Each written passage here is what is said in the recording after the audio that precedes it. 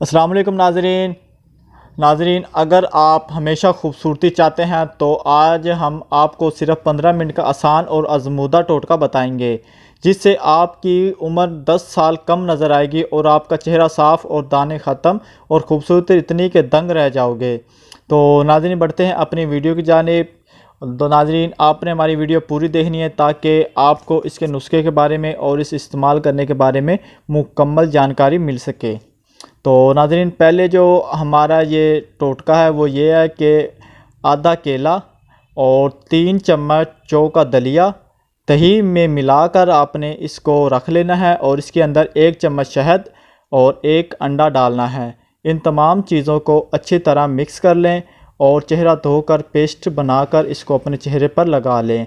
15 minute लगा रहने दें, फिर सादा पानी से अपना चेहरा धो लें।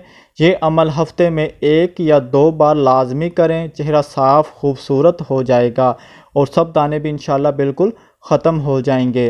तो नाज़रीन ये छोटा सा टोटका जो आप आसानी से घर में मौजूद चीज़ों से कर सकते हैं। तो नाज़रीन उम्मीद करता हूँ कि आपको आज की हमारी वीडियो पसंद आई होगी। अगर पसंद आई हो तो आप हमें लाइक करें, अपने दोस्तों के साथ शेयर करें और हमारा चैनल सब्सक्राइब करना ना भूलें। अगली वीडियो तक आपसे इजाज़त चाहता हूँ। अल्लाह हाफिज़।